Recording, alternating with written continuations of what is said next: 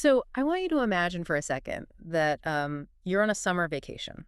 Well, that sounds nice. Right. You're with your partner, you're traveling through Austria, heading into Germany, just really taking in the sights. Wearing the comfortable tourist shoes, holding the map, the whole day. Exactly. And suddenly you kind of look down at your phone or a calendar and you realize what day it is. It's the 4th of July. Oh, okay. So a massive holiday. Yeah, back home, there are parades, there's fireworks, and just this, overwhelming collective celebration of freedom. Right. Independence. But right now, at this exact moment on your vacation, you aren't at a barbecue. Where are you? You are actually standing in the epicenter of one of the most calculated systems of human captivity ever devised. You're inside the gates of a concentration camp. Wow. That's just the ultimate psychological paradox, isn't it? It really is. I mean, celebrating the very concept of liberty while you are physically standing in a space that was designed to just systematically extinguish it. Yeah, and that completely jarring juxtaposition is exactly what we're jumping into today. Welcome to the deep dive, everyone. Glad to be here for this one. It's heavy, but so important. It really is. So we are focusing our entire deep dive today on a single source. It's this incredibly powerful essay by John Novick Jr. from his America Actually series, which he wrote back in 2010. Right? He and his partner, Dana, actually took that exact trip. They visited the Dachau concentration camp right on American Independence Day. Which just frames the whole experience in such a specific, intense way. Totally. So our mission today is to unpack Novick's reflections.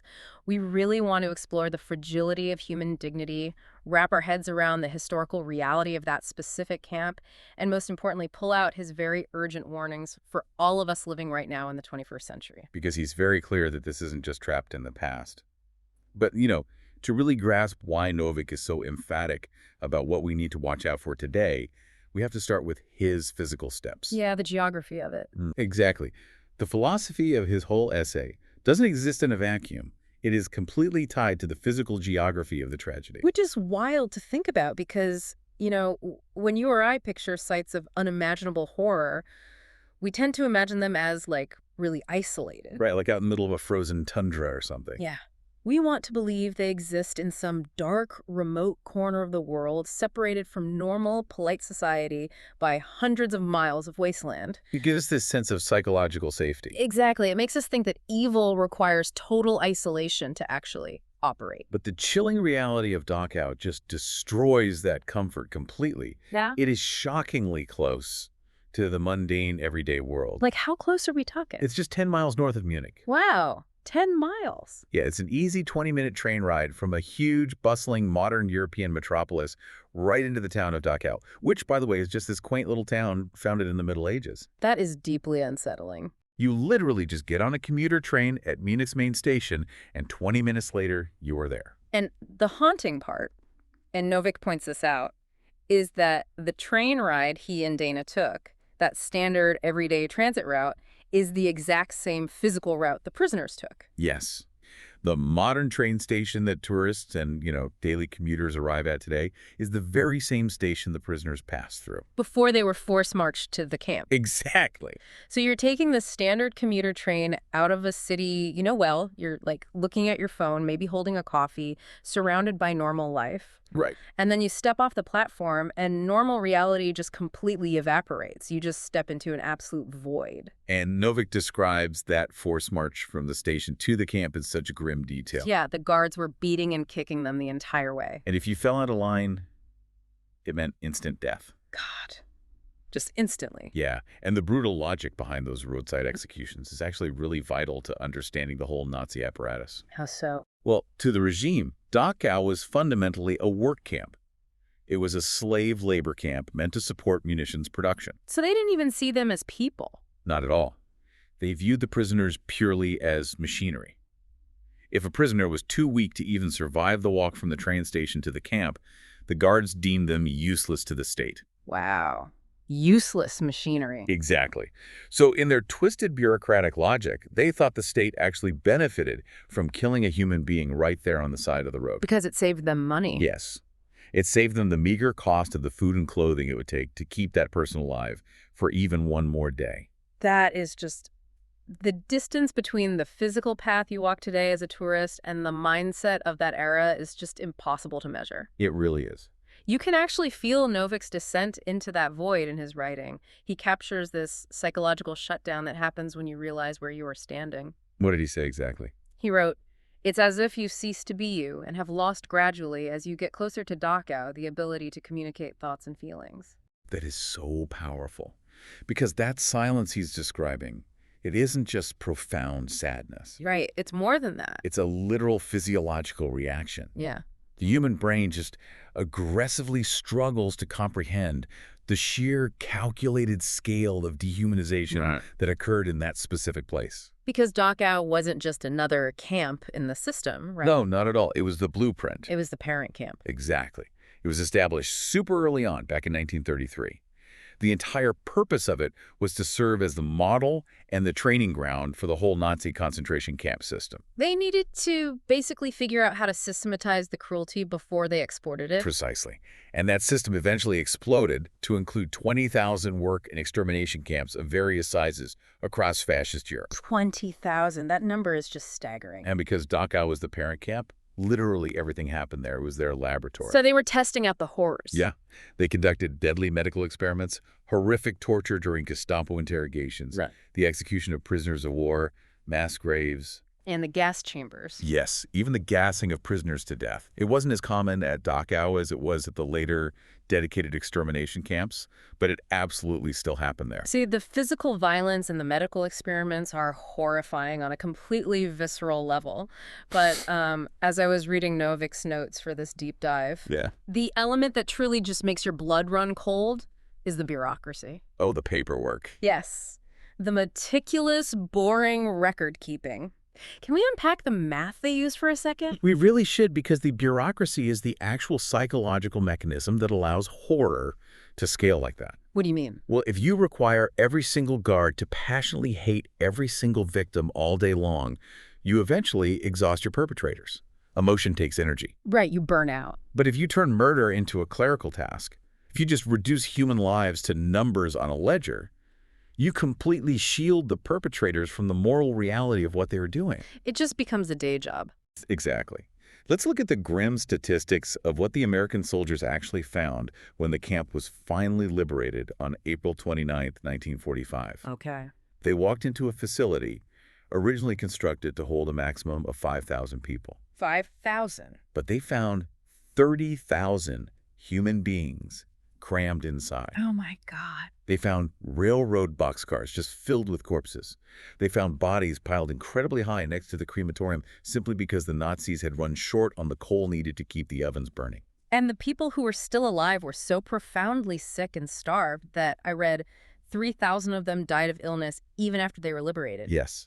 The physical toll is massive. It almost breaks your brain trying to visualize 30,000 starving people in a space built for 5,000. But then you look at that accountant's ledger from the source material and you see exactly how the perpetrators viewed this whole nightmare. The ledger is where the true, sterile evil of the entire system just reveals itself entirely. Because of the math. Because of the math. We mentioned earlier that they viewed prisoners as machinery, right? Yeah. Well, they literally put that into a mathematical formula. A Dachau accountant calculated the precise financial value of a human life. It's sickening. They based it on an expected prisoner lifespan of just 9 months. Because the explicit goal was to work them to death. Right. 9 months. That was the maximum expected duration of a human being's existence once those gates closed behind them. And so they calculated the financial value of the munitions that a prisoner would supposedly produce over those 9 months. Okay. And then they subtracted the trivial expenses of their striped clothing and their starvation-level diet. Just treating a person like a rental property or something. Yeah, exactly. And the final number.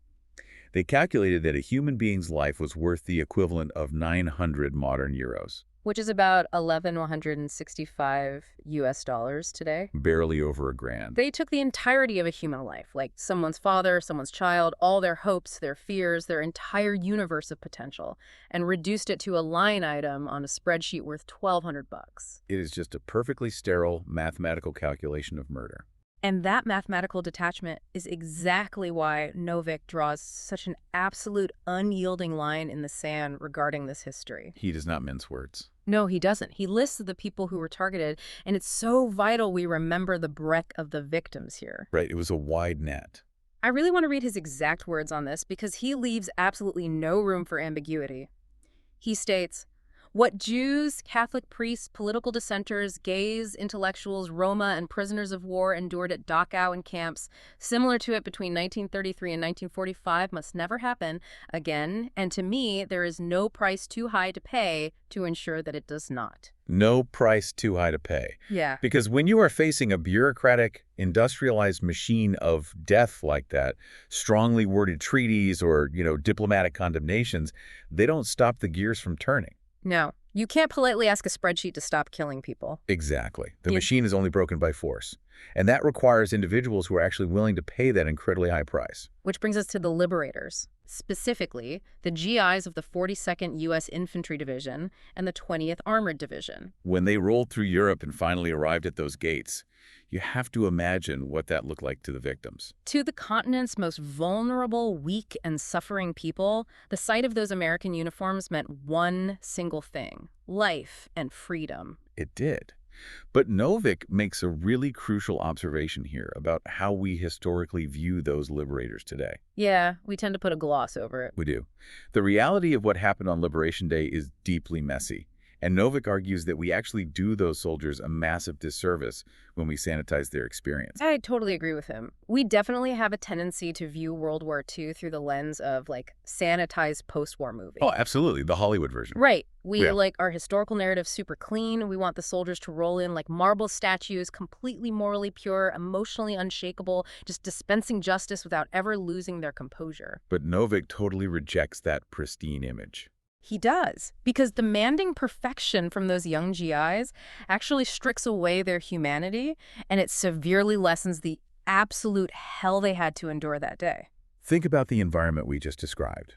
These are young guys, right? Many of them in their late teens or early 20s. Basically kids. Yeah. Kids who have been fighting a brutal, exhausting war. They open the gates of Dachau and are suddenly confronted with railroad cars full of rotting corpses and thousands of literal walking skeletons. The trauma of just seeing that. The immediate psychological impact is catastrophic. They experience profound shock, a sudden rush of empathy, deep sadness, and frankly, an overwhelming explosive rage. And Novick doesn't hide from what that rage led to. No, he's very honest about it. He points out that in the midst of that unimaginable horror, a few of those young men gave into their fury and exacted a deadly vengeance on the SS guard. Right there on the spot. Yeah, a vengeance that some of those soldiers would deeply struggle to come to terms with later in their own lives. Because demanding that a 19-year-old maintain perfect, calm composure in the face of absolute unadulterated evil is an impossible standard. It's just not human. Exactly. Novick argues that we have to be able to hold two truths simultaneously. What are they? First, that they were vulnerable to the most basic, chaotic human emotions in the face of atrocities. Right. But second, that they remain unequivocally heroes. Because they showed up. Because they willingly risked their own lives, crossed an ocean, and stepped into a living nightmare to secure the freedom of total strangers. They don't have to be flawless to be heroic. That is such an important distinction, but Novick refuses to just leave this history safely sealed in the past. He really doesn't let the reader off the hook. No, it's not just an exercise in historical memory for him. He forces you, the reader, to look right in the mirror at our modern world. He makes it intensely relevant for us today. And this is where his warning becomes incredibly urgent for everyone listening. Because it's so tempting to look back. Oh, it's very tempting to look back at the 1930s and 40s and just think, well, we have evolved past that. Right, we're smarter now. We tell ourselves we are more advanced, we have better institutions, we have much better technology. But Novick completely shatters that comfort. He really does. He writes, to say that such a thing as the Holocaust could not happen today in the 21st century is short-sighted and naive. I mean, I hear what Novick is saying about the enduring capacity for human cruelty. I really do. But I actually struggled a bit with his stance on modern technology when I was prepping for this deep dive. Really? How come? Well, he argues that 21st century tech is just like 20th century tech, that it's disinterested in humanizing us, and it just prioritizes profit and power, whatever the He consequences. even points out the AI she used to produce the audio overview of his own essay as part of this indifferent machinery. Right. But my question is, aren't we more connected to the globe than any generation in human We history? definitely are. Like, you and I can instantly communicate with someone on the complete opposite side of the planet. Shouldn't that massive exposure to different cultures make us more empathetic, not less? See, that makes sense if human psychology naturally defaulted to empathy. But Novick is pointing out a critical flaw in how we view our tools. We really have to distinguish between connection and humanization. Okay, what's the difference? Well, think about the ledger we talked about. A spreadsheet in 1940 was technically a form of connection, Oh, I see where you're going. right? It connected a central bureaucrat in an office to a prisoner's daily caloric intake in the camp. But it obviously didn't humanize them. Exactly. It reduced them to a number. Modern technological platforms are incredibly efficient at connecting us, but they're driven by algorithms designed for engagement, profit, and power. They just want to keep you clicking. Right. They do not inherently care if that engagement comes from a place of deep empathy or a place of visceral outrage. And structurally, let's be honest, outrage is a much stronger driver of engagement. Always. Outrage, tribalism, and dehumanization scale up much faster and much more profitably than quiet, nuanced empathy. So the tech isn't necessarily making us better people. No. And if algorithms prioritize outrage over empathy, it creates the perfect breeding ground for the exact type of political rhetoric Novick warns about next. And his warning about political rhetoric is super sobering. It really is. And just to be totally clear here, as we discuss this, Novick isn't taking a partisan swing at specific modern politicians or, any specific parties today. No, he's being very analytical about it. He is looking impartially at the historical mechanics of how hateful rhetoric slowly scales into societal violence. He is laying out a sequence that played out in the 1930s and could easily play out again. How does the sequence start? It almost always starts with hard economic or social times. People are anxious, they feel really insecure about their futures. They're looking for answers, Right. And into that anxiety, ugly, bigoted rhetoric is introduced. usually blaming someone else. Exactly. It often starts as a fringe idea, something easily dismissed by the majority. But as it gets repeated, as it gains traction by offering these easy scapegoats for incredibly complex problems, it starts to become a mainstream political position. It's the slow, methodical normalization of the unacceptable. That's a great way to put it. Yep. And the final step of that sequence is when the leaders who promote those hate-filled positions are actually elected to run the machinery of the government. Which is when the trap snaps shut. Right. Novick's ultimate point is that when that sequence completes itself, the 20th century proves we are capable of the most barbarous conduct toward our fellow human beings. So words really do matter. Words matter. Truth matters. When society becomes desperate or deeply disengaged, demagogues who use language to divide and dehumanize matter immensely. Man, if the structural threats of dangerous rhetoric and dehumanizing systems still exist today, if the kindling is always there, basically just waiting for a spark, the ultimate question of his essay becomes uncomfortably personal. Literally personal. What would we do? And that question really haunts the entire end of his reflections. You can tell the visit completely derailed Novick and Dana. Oh, yeah. In the days after visiting Dachau, they'd severely struggled to just carry on with their sightseeing in Munich. Oh, I can't even imagine trying to go to a museum or a restaurant after that. The psychological weight of the place completely overshadowed their holiday. Part of that weight, I think, comes from how the camp is preserved today.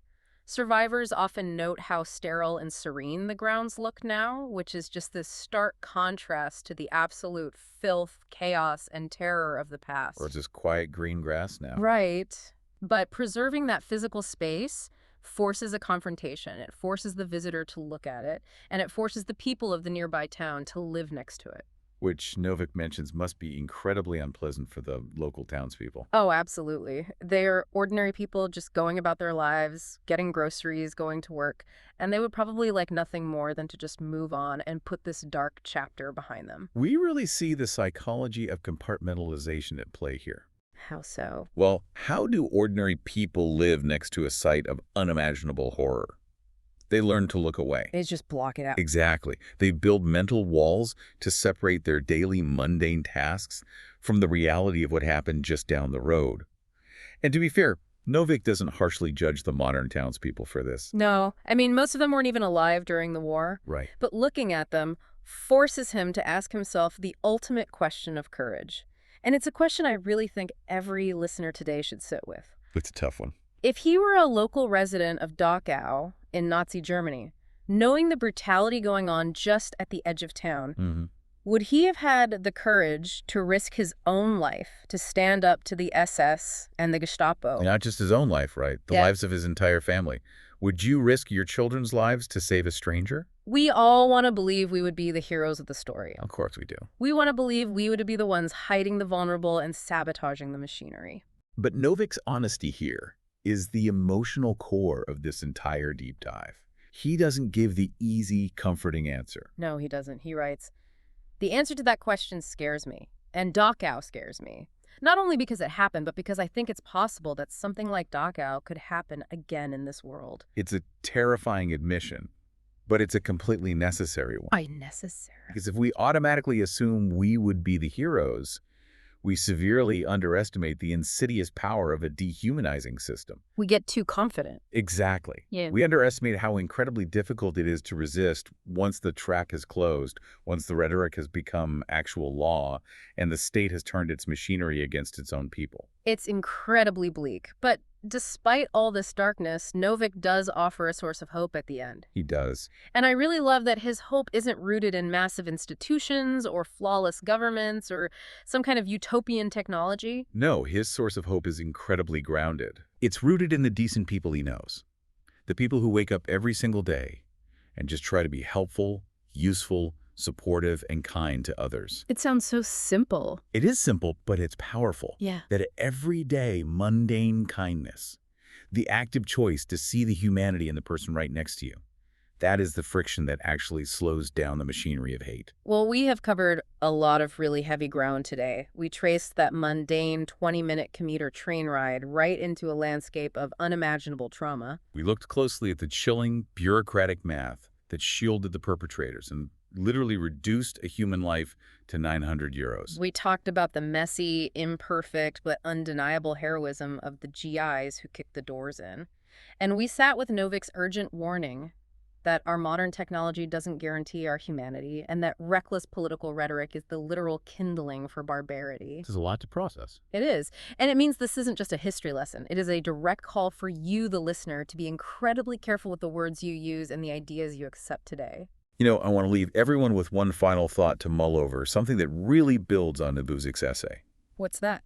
What if the true test of a modern society isn't just how well it functions in times of peace and economic prosperity, but whether its everyday citizens can recognize and actively resist the very early, subtle linguistic shifts that devalue human life long before those shifts ever materialize into physical walls or camps? Man, that is a question we all need to be asking ourselves right now. Thank you so much for joining us on this heavy but incredibly important deep dive. Keep questioning the rhetoric around you, keep learning from the past, and please keep looking out for one another.